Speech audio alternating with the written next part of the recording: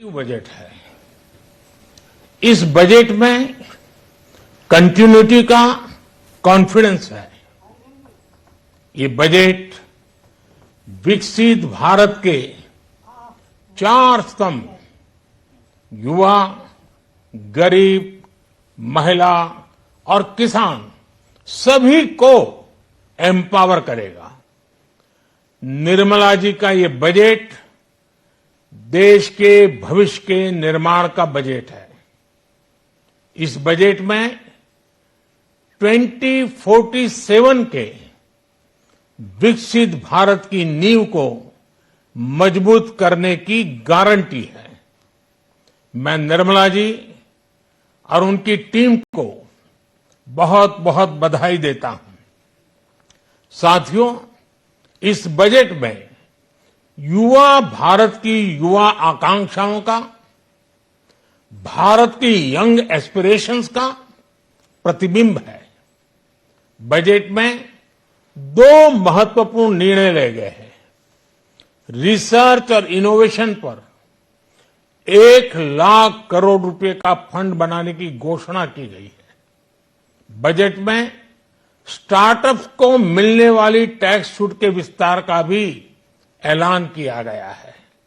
साथियों, इस बजट में फिस्कल डेफिसिट को नियंत्रण में रखते हुए कैपिटल एक्सपेंडिचर को 11,11,111 करोड़ रुपए की ऐतिहासिक ऊंचाई दी गई है।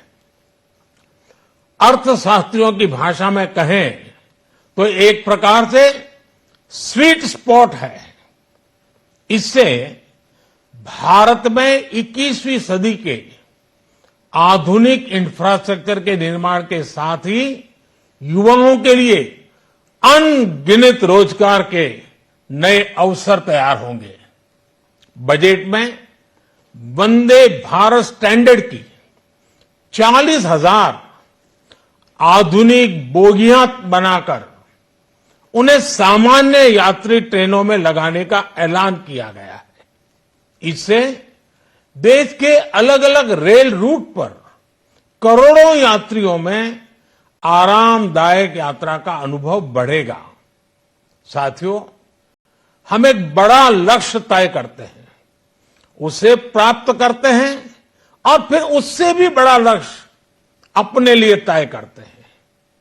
गरीबों के लिए हमने गांवों और शहरों में 4 करोड़ से अधिक घर बनाए। अब हमने 2 करोड़ और नए घर बनाने का लक्ष्य रखा है। हमने 2 करोड़ महिलाओं को लखपति दीदी बनाने का लक्ष्य रखा था। अब इस लक्ष्य को बढ़ाकर 3 करोड़ लखपति दीदी बनाने का कर दिया गया है। आयुष्मान भारत योजना ने गरीबों की बहुत मदद की है। अब आंगनवाड़ी और आशा वर्कर, उन सबको इस योजना का लाभ मिलेगा। साथियों, इस बजट में गरीब और मध्यम वर्ग को एम्पावर करने, उनके लिए आय के नए अवसर बनाने पर भी बहुत जोर दिया गया है। रूफटॉप सोलर अभियान में 1 करोड़ परिवारों को सोलर रूफटॉप के माध्यम से मुफ्त बिजली प्राप्त होगी। इतना ही नहीं, सरकार को अतिरिक्त बिजली बेचकर लोगों को 15 से 20 हजार प्रति वर्ष की आय भी होगी और ये हर परिवार को होगी। साथियों, आज जिस इनकम टैक्स रेमिशन स्कीम की घोषणा की गई है, उससे मध्यम वर्ग के करीब 1 करोड़ लोगों को बड़ी राहत मिलेगी।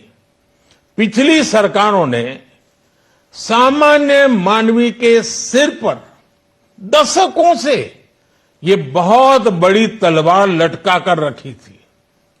आज इस बजट में किसानों के लिए भी बहुत महत्वपूर्ण और बड़े निर्णय लिए गए हैं। नैनो डीएपी का उपयोग हो, पशुओं के लिए नई योजना हो, पीएम मत्स्य संपदा योजना का विस्तार हो और आत्मनिर्भर ऑयल सीड अभियान हो। इससे किसानों की आय बढ़ेगी और खर्च कम होगा। मैं एक बार फिर सभी देशवासियों को इस ऐतिहासिक बजट के लिए शुभकामनाएं देता हूं। बहुत बहुत धन्यवाद। છે ને થોડા વ્યવસ્થિત કરીને તમને વોટ્સઅપ કરી દઉં।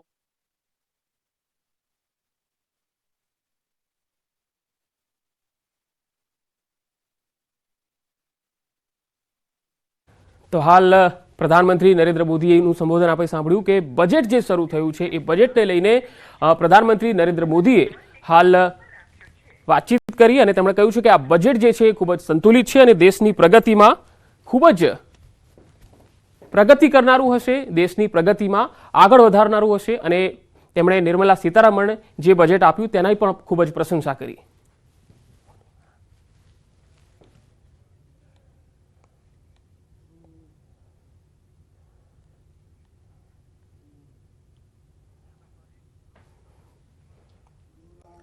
તો આ બુલેટિન